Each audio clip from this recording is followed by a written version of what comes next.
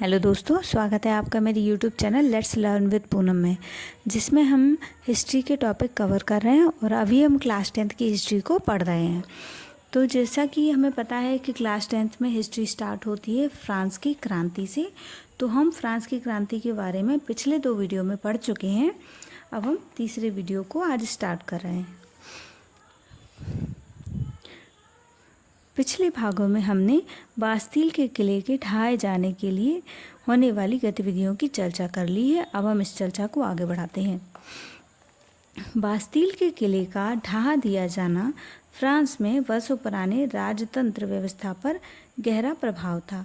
दरअसल बास्तील के जिसमें कई सारे वो कैदी बंद थे जिन्होंने राजा की दमनकारी नीतियों का विरोध किया था।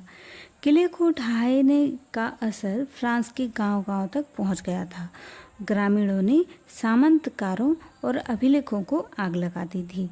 4 अगस्त 1789 को राष्ट्रीय सभा का अधिवेशन इन सभी घटनाओं के देखते हुए बुलाया गया और इससे कानून बनाकर संसद के सभी विशेषाधिकार समाप्त कर दिए गए। इस प्रकार फ्रांस में सामंतवाद को समाप्त करके राष्ट्रीय सभा को संविधान बनाने का कार्य सौंपा गया। इसलिए आगे चलकर राष्ट्रीय सभा ही संविधान सभा कहलाई। 26 अगस्त 1789 को संविधान सभा ने मताधिकारों की घोषणा की।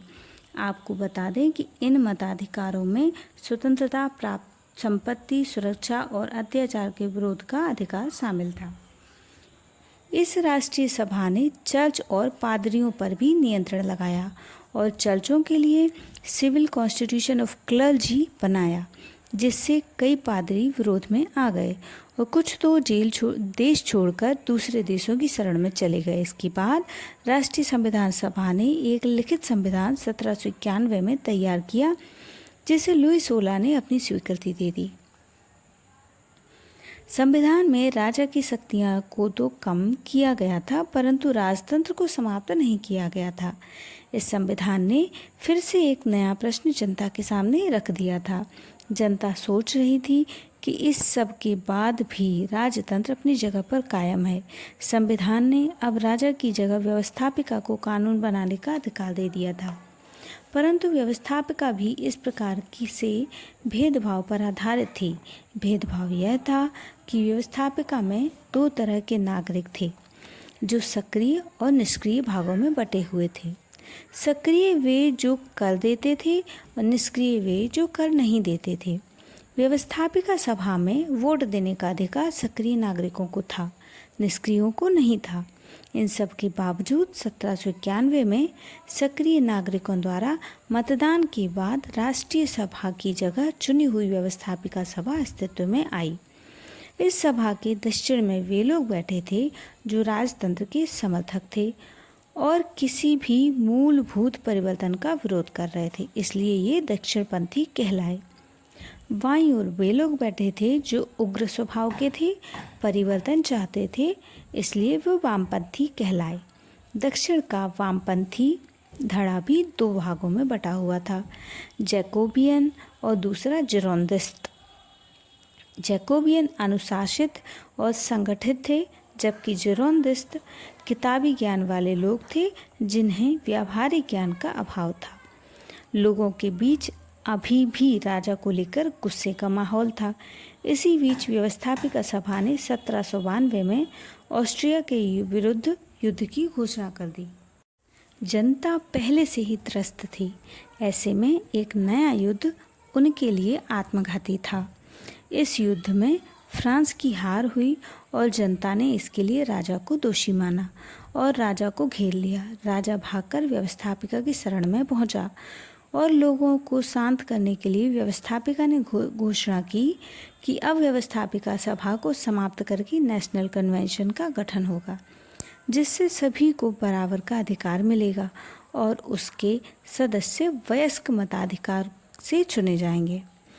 21 सितंबर 1792 को नेशनल कन्वेंशन का प्रथम अधिवेशन हुआ, जिसमें जैकोबियंस और जिरोंदिस्ट प्रमुख दल थे। जैकोबियन को जनता का अधिक समर्थन प्राप्त था क्योंकि ये राजतंत्र को खत्म करना चाहते थे। उधर क्रांतिकारियों ने फ्रांस को गणतंत्र राज्य घोषित कर दिया। फ्रांस के अलावा कई ऐसे देश थे जिनमें निरंकुश राजतंत्र कायम था। फ्रांस के इन क्रांतिकारी विचारों को देखकर सभी देशों के राजा अपने अस्तित्व पर खतरा मंडराते देखने लगे। अतः फ्रांस की क्रांति का संपूर्ण यूरोप में फैल जाने का खतरा मंडराता देख कई देशों जैसे हॉलैंड, इंग्लैंड, ऑस्ट्रिया, प्रशा ने एकजुट होकर फ्रांस को दबाना चाहा और युद्ध शुरू कर दिया। इस युद्ध में फ्रांस एक बार फिर हार गया। अब नेशनल कन्वेंशन के लिए युद्ध की हार एक समस्या बन गई थी।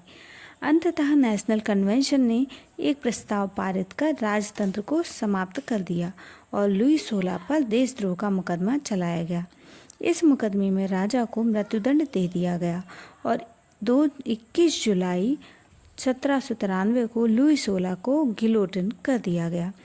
इसके साथ ही फ्रांस में सैकड़ों वर्षों से चली आ रही राजतंत्र व्यवस्था समाप्त हो गई।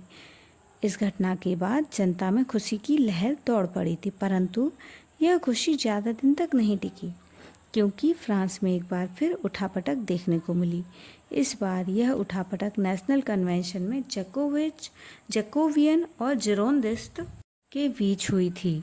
दरअसल इन सब घटनाओं की वजह से फ्रांस में महंगाई अपने चरम पर थी और देश आर्थिक संकटों से घिरा हुआ था। इन सब से बचने के लिए कन्वेंशन ने अमीरों पर कर लगाकर कर्ज वसूलने का कानून बनाया, जिसका जिरोंदिस्तों ने विरोध किया। इस पर जैकोबियंस ने भीड़ के साथ मिलकर जिरोंदिस्तों को अवैध तरीके से गिरफ्तार कर लिया। एक बार फिर पूरा फ्रांस इस घटना से चौंक गया। जैकोबियंस की इस घटना के बाद जो हुआ उसे फ्रांस में आतंक का राज्य यानी एज ऑफ टेरर कहा गया। वामपंथी जैकोबियंस, जिन्होंने अब सत्ता पर पूरा नियंत्रण कर लिया था, वे अवैध कार्य करने लगे। वामपंथियों ने विरोधियों को गिलोटिन पर चढ़ाकर उन्हें मृत्युदंड दे दिया।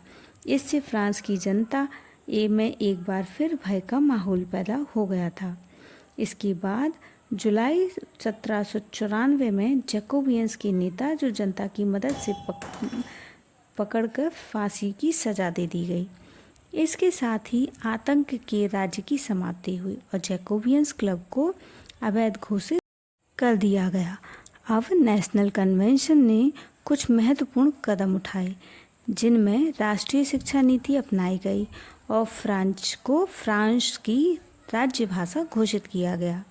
गुलामी की प्रथा भी अब समाप्त कर दी गई थी तथा वास्तविक मायने में लिबर्टी, इक्वालिटी और फ्रेटर्निटी को लागू किया गया था।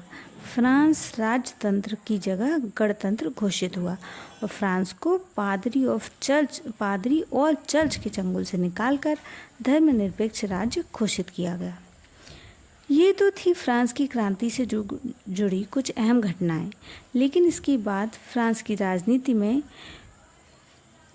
जो कुछ भी हुआ और यूरोप की राजनीति में क्या नए मोड़ आए और अगला नेता कैसा था, इस सब के बारे में हम अगले आने वाले वीडियो में जानेंगे। तब तक के लिए धन्यवाद दोस्तों।